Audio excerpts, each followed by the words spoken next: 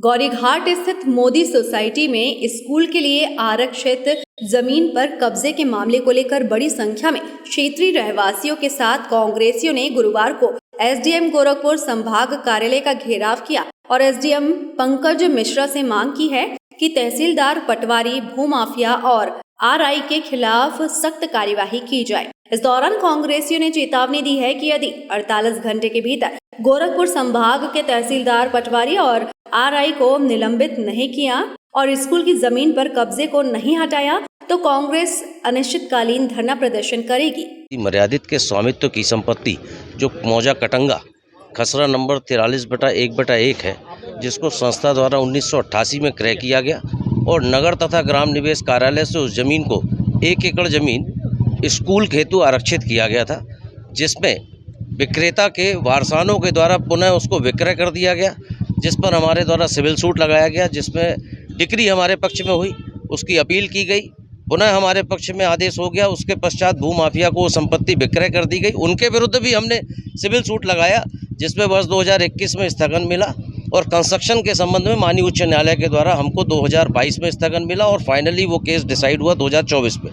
दो न्यायालय से डिक्री है और 2 न्यायालय में आज भी वर्तमान में स्थगन है, माननीय जिला न्यायाधीश और माननीय उच्च न्यायालय। उसके बावजूद भी तहसीलदार के द्वारा, नायब तहसीलदार के द्वारा वहाँ पर बटांकन, सीमांकन, म्यूटेशन की कार्रवाई की जा रही है और भूमाफियाओं को जबरन कब्जा दिलाने का प्रयास किया जा रहा है। कितना करीब की होगी अगर देखा जाए तो आज की वैल्यू जो इस जमीन पर ये कब्जा करना चाह रहे हैं वो लगभग हमारी है 18,270 वर्ग फुट, खसरा नंबर 43 की। उसकी ज़मीन की कीमत लगभग आज की डेट में 4,000 रुपये वर्ग फुट की ज़मीन है, जो लगभग मेरे ख्याल से 6 से 7 करोड़ 8 करोड़ की होनी चाहिए।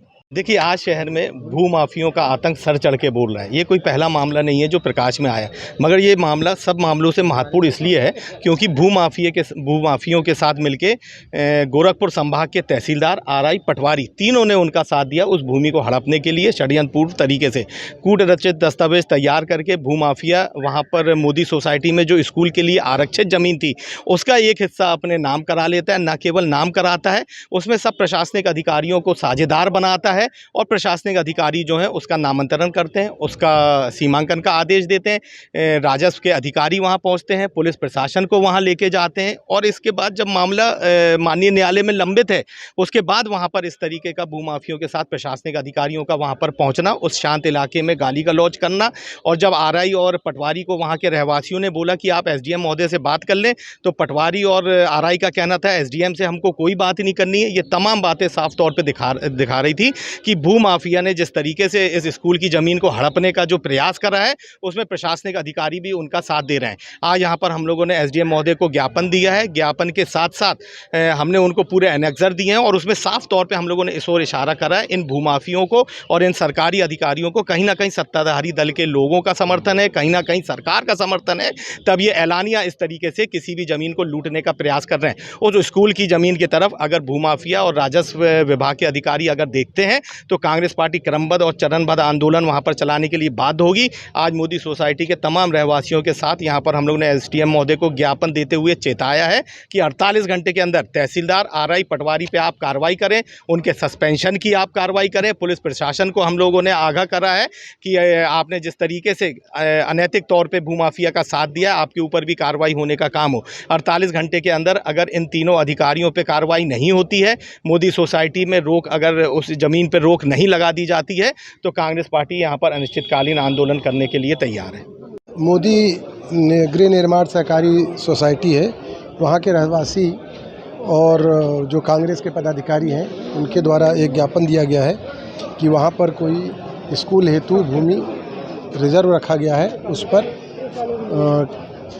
निर्माण कार्य करने के उद्देश्य से उसका सीमांकन कराया जा रहा है। तो इस आशय की शिकायत और ज्ञापन के रूप में उन्होंने दिया है। कितनी करीब जमीन है?